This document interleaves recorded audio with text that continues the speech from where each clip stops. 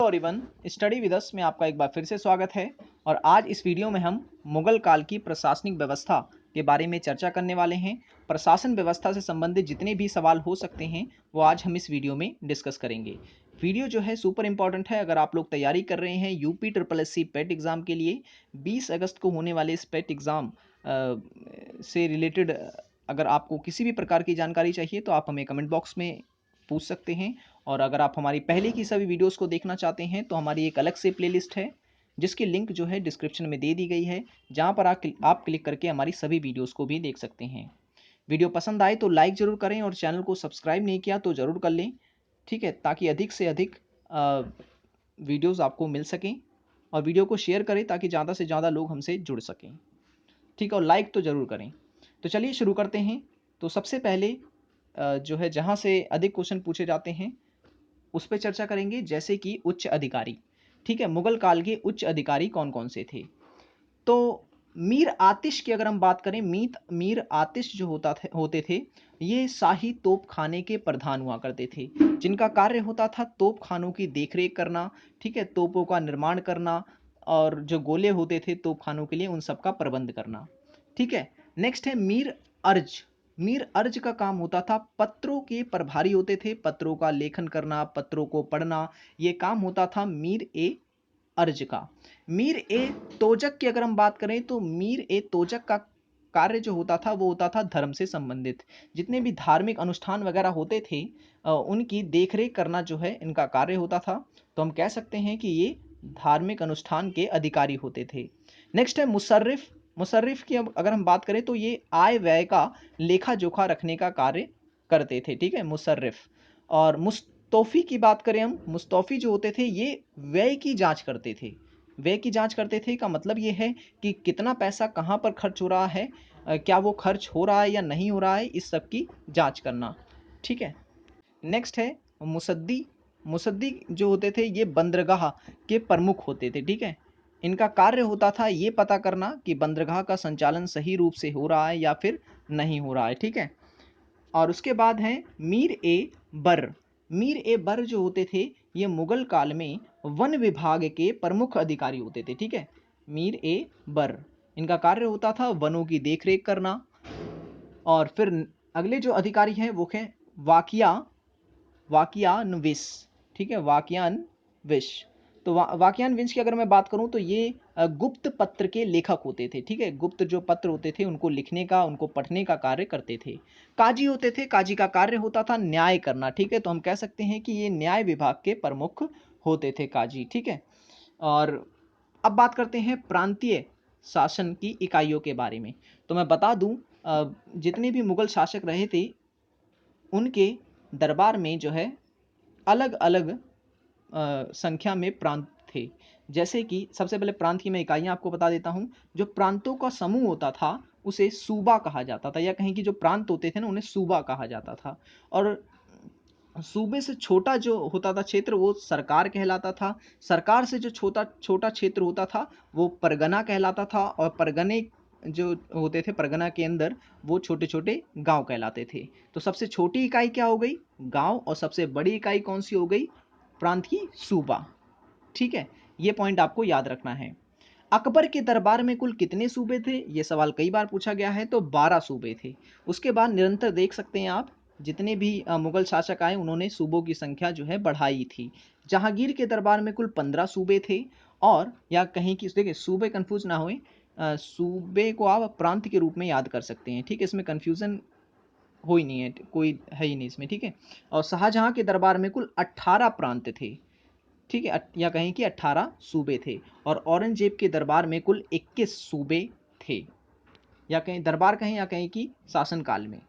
Okay, परगने की अगर हम बात करें तो परगने के शासन में सिकदार सिकदार जो होता था ये परगने में शांति व्यवस्था को कायम करने का कार्य करता था, ठीक है। तो हम बोल सकते हैं कि ये शांति व्यवस्था बनाने का काम करता था परगने में। कौन? सिकदार। आमिल की अगर हम बात करें, आमिल ये वित्त का अधिकारी होता था परगने में, ठीक है। पैसे संबंधी देखरेख करना इसका प्रमुख कार्य होता था। अब ग्राम प्रधान कई बार एग्जाम में पूछ लेता है कि मुगल काल में ग्राम के प्रधान को क्या कहा जाता था? तो उसे कहा जाता था मुकद्दम। ठीक है, उसे मुकद्दम कहा जाता था। तो ये भी आपको याद रखना है। उसके बाद है मुगल कालीन वित्त व्यवस्था। मुगल कालीन वित्त व्यवस्था यानी कि वहाँ का वित्त व्यवस्था किस प्रकार की थी, तो मैं बता दूं, बाबर ने जो है चांदी का शाहरुख नामक सिक्का चलाया था। देखिए ये यूपी पीसीएस में सवाल पूछा गया था सन 2018 में शायद, ठीक है, कि किस मुगल शासक ने जो है शाहरुख नाम का सिक्का चलाया था। तो याद रखें, बाबर ने चांदी का शाहरुख नामक सिक्का जो है चलाया था। और कंधार में जो है बाबरी नामक सिक्का भी जो है वो बाबर ने चलाया था। और सिक्कों पर कलमा लिखवाया था बाबर ने, ठीक है, सिक्कों पर कलमा लिखवाया था किसने, बाबर ने। ये आपको याद रखना है। तो अभी हम वित्त व्यवस्था की बात कर रहे हैं, ठीक है। अकबर ने मुहर, याद रखें, मुहर नामक सोने का सिक्का चलाया था और यह मुगल काल में सबसे अधिक प्रचलित था। ठीक है, मुगल काल में सबसे अधिक प्रचलित जो था वो मुहर नामक सिक्का था। शेरशाह सूरी ने रुपया चलाया था जो कि 180 ग्रेन का था। ठीक है, ये मैं आपको बताया था जब मैंने शेरशाह सूरी के बारे में आपको पढ़ाया था। अगर आपने पिछली वीडियो नहीं देखी है तो जरूर देखें, ऊपर आई बटन पर क्लिक करके आप देख सकते हैं। 15 देखिए, वीडियो लाइक जरूर करें ताकि ऐसी वीडियोस आपको और मिले। ठीक है, इससे प्रोत्साहन मिलता है आप जितने लाइक करते हैं वीडियोस को। और शेयर जरूर करें ताकि अधिक से अधिक लोग जुड़ें और मैं और जो है अच्छे अच्छे कंटेंट जो है आपको देता रहूं। अच्छा, 1577 में अकबर ने जो है दिल्ली में एक शाही टकसाल बनवाई थी। यह क्वेश्चन पूछा जाता है कि किसने दिल्ली में जो है एक शाही टकसाल बनाई थी। तो ये बनाई थी अकबर ने। कब, तो 1577 में बनवाई थी, जिसका प्रधान था ख्वाजा अब्दुल समद। ठीक है, ख्वाजा अब्दुल अब्दुल समद को नियुक्त किया गया था उसका प्रधान। ठीक है, अकबर ने इलाही नामक भी सिक्का चलाया था।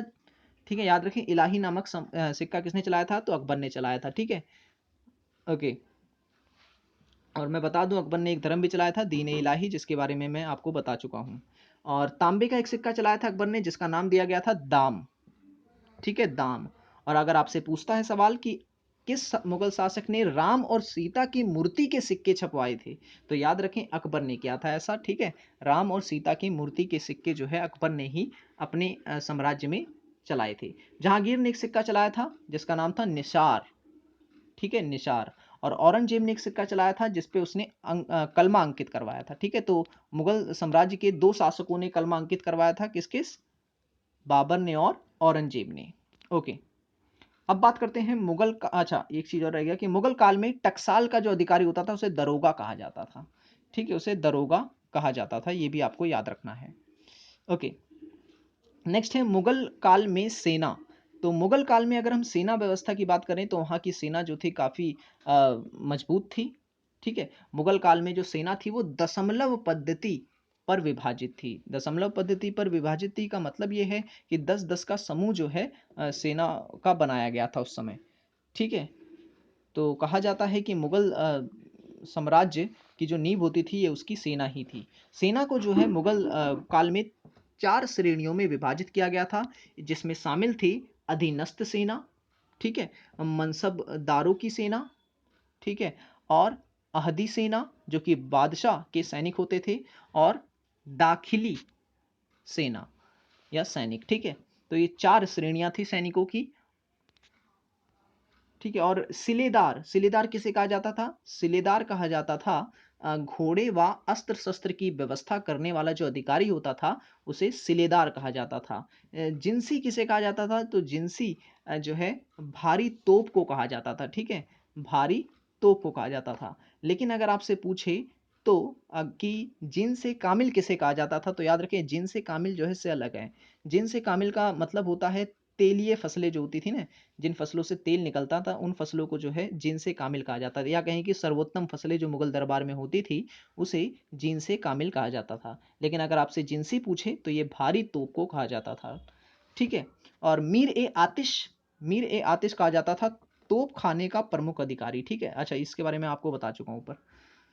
ठीक है, और मैं बता दूं न्याय व्यवस्था की अगर मैं बात करूं तो एक पॉइंट आपको बस याद रखना है कि मुगल बादशाह जो होता था वो बुधवार को न्याय करता था। ठीक है, बुधवार के दिन जो है वो न्याय करता था। और मनसबदारी व्यवस्था आपको समझ लेनी है। मनसबदारी व्यवस्था क्या थी कि ये एक प्रकार का पद हुआ करता था, मनसबदार का पद। ठीक है, तो मानसिंह जो थे इसके पहले मनसबदार थे और सबसे प्रथम मनसबदार थे। ठीक है, इसकी कुल 33 श्रेणियाँ हुआ करती थी। ये काफ़ी इंपॉर्टेंट है, 33 श्रेणियाँ हुआ करती थी। तो ये मनसबदार जो पद है वो दिया किसे जाता था?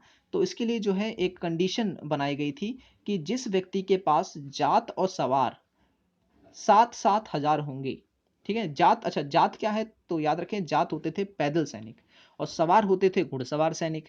जिस व्यक्ति के पास 7,000 पैदल सैनिक और 7,000 घुड़सवार सैनिक होते थे, उस व्यक्ति को प्रथम श्रेणी का मनसबदार कहा जाता था। ठीक है? प्रथम श्रेणी का मनसबदार कहा जाता था और जिसके पास 7,000 से 5,000 के बीच में हुआ करते थे, उसे द्वितीय श्रेणी का मनसबदार कहा जाता था और जिसके पास 5,000 से 3,000 के बीच में हुआ करते थे सैनिक, उन्हें जो है तृतीय श्रेणी का मनसबदार कहा जाता था। तो इस प्रकार से कुल 33 श्रेणियाँ थी। ठीक है? ये चीज़ आपको याद रखनी है कि मनसबदार व्यवस्था में कुल कितनी श्रेणियाँ होती थी? तो 33 श्रेणियाँ होती थी। मानसिंह जो था, मानसिंह वो मुगल दरबार का जो है सबसे प्रमुख कह सकते हैं मनसबदार था। ठीक है? और मनसबदार जो होते थे ये युद्ध वगैरह में काम करते थे। ठीक है? जब भी कोई युद्ध करना होता था तो मनसबदारों को उसके लिए बताया जाता था और ये युद्ध में अपनी सेना लेकर जाया करते थे। ठीक है? और यही, हाँ, यही चीज़ आपको जो है इसमें याद रखनी है। तो ये तो थे कुछ इंपॉर्टेंट फैक्ट्स जो मैंने आपको बताएं प्रशासन व्यवस्था के बारे में, जहाँ से क्वेश्चन ज़्यादा पूछे जा सकते हैं, वो सभी मैंने इसमें इंक्लूड कर रहे हैं। आई होप कि वीडियो आपको पसंद आया होगा। वीडियो पसंद आया हो तो लाइक ज़रूर कर दें और चैनल को सब्सक्राइब नहीं किया तो ज़रूर करें और अगर आप हमारी पहले की वीडियोस को देखना चाहते हैं तो ज़रूर देखें, लिंक डिस्क्रिप्शन में दे दी गई है। मिलेंगे नेक्स्ट वीडियो में। Thanks for watching this video.